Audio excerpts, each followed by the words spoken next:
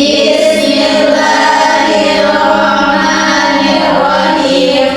Allahumma inna nas'aluka bika an tusalli wa tusallim ala sayyidina Muhammadin wa ala sairil anbiya'i wal mursalin wa ala alihim wa sahbihim ajma'in wa an tu'ammirana hulatal watani wa nahdatal banati bi furu'ihima ila yaumiddin wa an tansurana wa tabta'a alaina wa tarzuqana wa tahfazana wa taghfir lana wa li jami'il muslimin ya Allah ya Hayyu ya Qayyum la ilaha illa anta. Baiklah, sebelum mulai pelajaran, Ibu absen dulu ya. Ya Bu. Nima Rifatullah, Hadir Bu. Nila Mardiana, Hadir Bu. Ris Febriani, Hadir Bu. Oktari Ayudani, Hadir. Rizky Azimatul. Hadir Bu. Oke, hadir semua ya. Iya Bu. Nah, sebelum kita masuk ke materi, Ibu mau nanya dulu nih. Kalian pernah mendengar kasus perceraian nggak? Pernah Bu. Pernah, Bu. Apa itu? Perceraian itu putusnya ikatan pernikahan Bu. Wah, bagus. Ada yang lain? Kisahnya ibu dan bapak saya Bu. Ya Allah jauh-jauh deh. Jauh gitu. Iya. Maksud saya gini Bu, perceraian itu pisahnya hubungan antara suami dan istri. Bagus. Selanjutnya kita akan memulai materi ya. Ya Bu. Perceraian atau talak dalam Islam. Apa itu perceraian?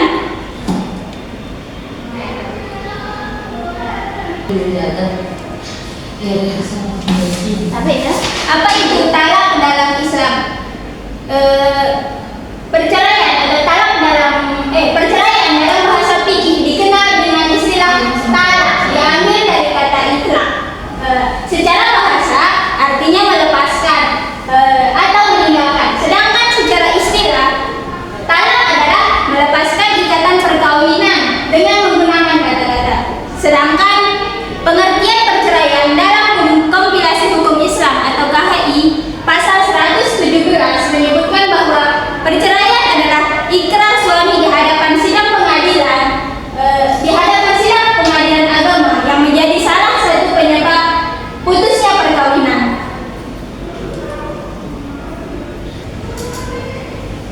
Oke, selanjutnya dasar hukum talak. Dasar hukum talak adalah ketentuan yang menjadi landasan dibolehkannya perceraian dalam Islam yang bersumber dari Al-Quran, hadis, dan peraturan perundang-undangan. Dasar hukum dibagi dua, yakni dasar hukum Islam dan dasar hukum negara yang sesuai dengan undang-undang. Dasar hukum talak atau perceraian di dalam Al-Quran yang paling lengkap terdapat dalam Quran Surah Al-Baqarah ayat 227 sampai 232. Dalam Quran Surah Al-Baqarah ayat 227 yang berbunyi wa in azamul talaq fa innallaha sami'un alim, yang artinya dan jika mereka berketetapan hati hendak menceraikan maka sungguh Allah Maha mendengar lagi Maha mengetahui. Ayat ini menegaskan bahwa talak bukan keputusan spontan melainkan hasil pertimbangan dan niat yang sungguh-sungguh. Hadis Rasulullah SAW juga menyebutkan sesuatu yang halal tetapi dibenci Allah adalah talak. Hadis riwayat Abu Dawud dan Ibnu Majah.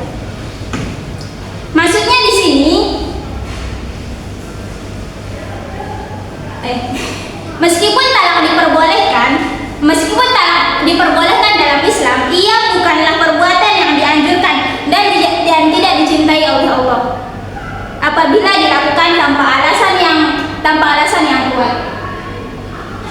Dasar hukum negara dalam Undang-Undang Nomor 1 1974 dalam bab 8 tentang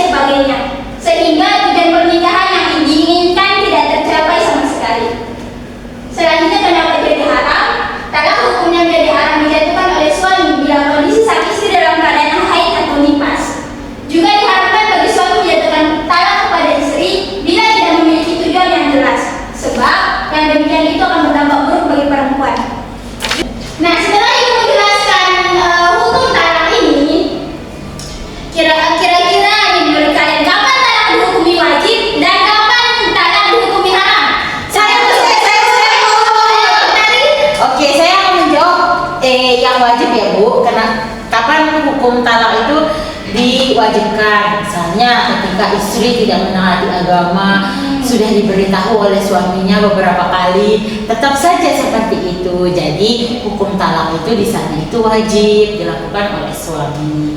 Ya itu saja Ibu. Saya harap kalian tahu. Saya tahu. Yang di belakang talak hukumnya haram ketika suami menjatuhkan talak apabila istrinya dalam kondisi sedang haid atau lagi nifas. Oke, bagus ya, bagus sih jawabannya tadi. Selanjutnya kita akan ke rukun dan syarat talak. Rukun talak ada 3, yaitu yang pertama suami, istri, yaitu suami, istri, dan lapas atau ucapan talak. Adapun syarat-syarat talak dari setiap ketiganya sebagaimana berikut. Yang pertama, suami yang menjatuhkan talak, yaitu ada ikatan pernikahan, balik, berakad, dan tidak dipaksa. Kan gak mungkin kan misalnya kalian ditalak sama suami orang, nah jadi ada ikatan pernikahan. Yang selanjutnya istri atau yang ditalak mempunyai ikatan pernikahan yang sah dengan suami. Yang ketiga, ucapan talak. Jelas yang dimasukkan untuk talak. Ada niatnya gitu. Ada niat untuk mentalak sang istri. Oke, selanjutnya ke macam-macam dan bentuk talak. Macam-macam dan bentuk talak itu yang pertama ditinjau dari proses menjatuhkannya. Talak dengan ucapan sarih atau tegas, yaitu mengungkapkan lapas talak yang tidak mungkin dipahami makna lain kecuali talak. Misalnya seorang suami yang mau mentalak istri, dia bilang tegas, saya mau mentalak kamu. Itu maksudnya dari sarih atau tegas. Yang selanjutnya sindiran, yaitu mengungkapkan satu lapas yang tidak memiliki kemungkinan makna talak. Ya maksudnya yang memiliki kemungkinan makna talak. Di sini maksudnya sindiran itu misalnya dia bilang ke istrinya, aku pulangin kamu ya ke rumah orang tuamu. Itu maksudnya dari sindiran. Selanjutnya talak dengan tulisan, yaitu talak yang disampaikan oleh suami secara tertulis lalu disampaikan kepada istrinya. Kemudian istri dan membaca dan memahami isi dan maksud dari talak tulisan tersebut. Selanjutnya talak dengan isyarat. Talak dengan isyarat yaitu talak yang dilakukan dalam bentuk isyarat oleh suami yang tunawicara, yang tidak bisa bicara, yang bisu. Isyarat bagi suami dapat dipandang sebagai alat komunikasi untuk memberikan pengertian dan menyampaikan maksud dari isi hati. Selanjutnya kita ditinjau dari segi jumlahnya. Di sini ada 3, yaitu talak 1, talak 2, dan talak 3. Pada talak 1, suami boleh rujuk kepada istri sebelum masa idah berakhir atau dengan akad baru bila masa idah telah habis. Akan tetapi pada talak 3, suami tidak boleh rujuk dengan istrinya kecuali jika ia telah menikah dengan laki-laki lain atau pernah melakukan hubungan biologis. Seperti bahasa kita itu berzina buta, begitu. Selanjutnya ditinjau dari segi keadaan istri. Yang pertama itu talak semi, yaitu talak yang dijatuhkan kepada istri yang pernah dicampuri ketika istri dalam keadaan suci dan saat itu ia belum dicampuri, ketika hamil dan jelas kehamilannya. Selanjutnya talak bid'ah, yaitu talak yang dijatuhkan kepada istri ketika istri itu dalam keadaan haid dan juga dalam keadaan suci yang pada waktu itu ia sudah dicampuri suami. Talak ini hukumnya haram. Nah, yang ini talak ini hukumnya haram. Nah, setelah Ibu memaparkan materi ini, adakah kalian yang mau nanya? Saya Bu. Nah, kalau tadi apa itu? Saya ingin bertanyakan, ini lagi membahas talak. Ya. Nah, kalau seorang istri telah ditalak ataupun diceraikan, itu berapa bulan sih masa idahnya atau berapa tahun masa idahnya Ibu? Bagus ya pertanyaannya. Iya Ibu. Nah, sebelum saya jawab pertanyaannya, saya mau menegaskan lagi apa sih itu masa idah? Masa idah adalah masa tunggu yang wajib dijalani oleh seorang istri setelah bercerai atau ditinggal wafat oleh suaminya sebelum ia boleh menikah lagi. Tujuannya itu untuk memastikan tidak ada kehamilan, terus memberi waktu berkabung dan menenangkan diri sebagai Ya nggak apa-apa. Diberi waktu itu dari. dan juga sebagai bentuk ketaatan syariat. Nah, tadi bilangnya sampai mana masa iddah seorang istri? Iya. Oke. Lama masa iddah seorang istri karena cerai atau talak itu 3 kali suci sekitar 3 bulan.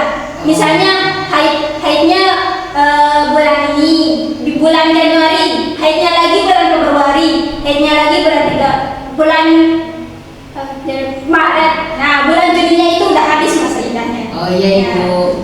Kalau suami meninggal dunia, yaitu 4 bulan 10 hari. Oh. Dan terakhir itu belum pernah hubungan suami istri. Nah, itu masa iddahnya itu tidak ada. Oh iya Ibu. Terima kasih. Oke. Nah, kesimpulan yang dapat kita ambil dari materi perceraian atau talak dalam Islam yaitu perbuatan yang dibolehkan tetapi dibenci oleh Allah dan hanya dilakukan sebagai jalan terakhir apabila rumah tangga tidak dapat dipertahankan. Talak memiliki ketentuan hukum, rukun, syarat serta macam-macamnya yang harus dipahami agar tidak menimbulkan mudarat. Oleh karena itu, Islam mengajarkan agar perceraian dilakukan secara bertanggung jawab, adil dan sesuai syariat. Nah, karena materinya sudah habis, Ibu mau bagiin kalian studi kasus atau LKPD, nanti dikerjain di rumah ya. Saya mau bagiin per kelompok. Ini karena ada 5 orang, jadinya Ibu mau bagiin, jadinya Ibu mau bagi 2 kelompok ya. Iya Ibu. Satunya 3 orang, satunya 2 orang. Siap Ibu. Oke, kelompok pertama, Ibu pilih atau gimana ini? Pilih aja. Oke. Kelompok 1 itu ada Utari, Iya Ibu. Mila, Ya Bu. dan Nima. Ya Bu. Nah, kelompok 2 ada Rizky dan Febri. Ya Bu. Jangan lupa dikerjain di rumah ya. Ya Bu. Besok minggu depan Ibu suruh kalian presentasi per kelompok. Yang diwakilin 1 orang. Ya Bu. Oke. Karena materi kita sudah habis, jadi mungkin sampai sini ya. Ya Kita Bu. lanjutkan materi hari ini. Terima kasih atas waktu dan semangatnya anak-anak. Ya Bu. Ya Ibu. Terima kasih juga. Sebelum kita tutup pembelajaran kita pada pagi hari ini, marilah kita sama-sama berdoa. Silakan Mila Mardiana dipimpin doanya. Hayya nadawu sawiyan. Bismillahirrahmanirrahim. Rabbana atina fid dunya hasanatan wa fil akhirati hasanatan wa qina adzabannar. Amin. Terima kasih ya, Dek. Ya Ibu.